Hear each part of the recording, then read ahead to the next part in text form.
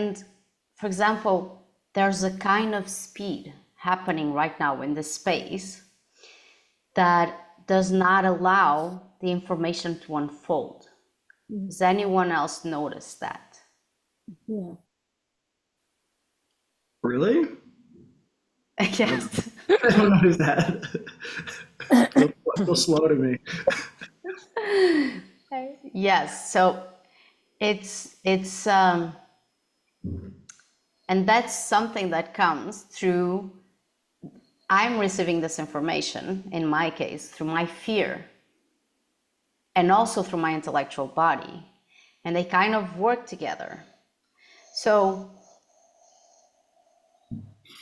it's like there's an open book. Each of us has this open book inside of you. It has blank pages, but it's not open. And you can choose to open the book. And this opening of the book happens when you slow down. And the slow down, which is what I'm doing right now with my voice, but also energetically and very connected with my fear, the slowing down opens the book. Mm. And then you have the blank pages. Mm.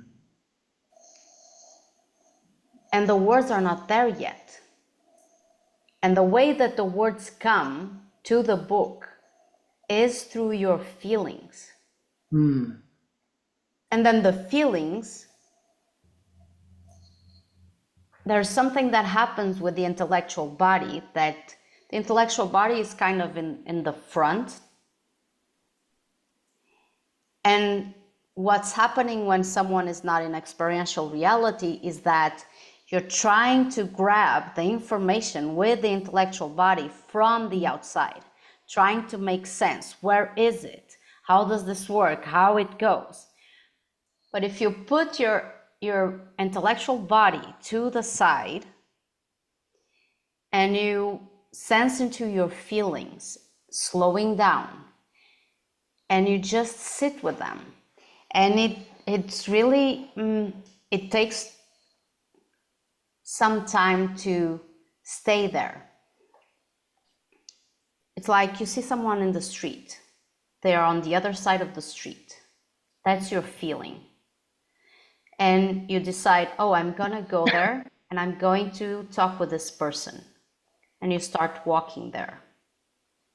And then you meet this person. And you decide to stay close to that person. You start walking side by side. This is how it happens inside of you. You go in the direction of the feeling, and then you start walking next to the feeling. The more you stay with the feeling, it's not about making it bigger. The more you stay with the feeling, the more the feeling opens up. It's like a flower blossoming. It's closed like this, and there's a certain intensity. And then the flower starts to blossom. As the flower blossoms, the words start showing up in the book. And that's when the intellectual body is decoding the information of the flower that is blossoming. But it's not happening before that.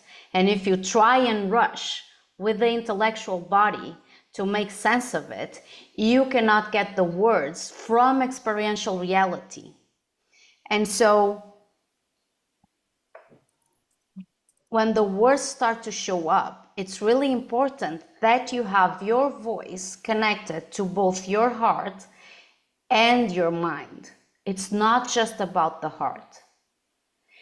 And then a different speed can happen. And so there's this book and the words start coming up. And most of us have the survival strategy of self-doubt and confusion. And that's when self-doubt and confusion come up and your speaking gets stuck. You start censoring, analyzing, choosing words, And the information that is coming from this book gets lost. And so if you connect both of them, your heart and your mind, and you just open your mouth and you start speaking, then you're speaking from experiential reality and not verbal reality, and your bodies are aligned. The physical, the intellectual, the emotional, the energetic, and the archetypal as the possibility to open up. Because you are sourcing and creating as you speak. And you are able to jack in to other sources. And they start speaking through you.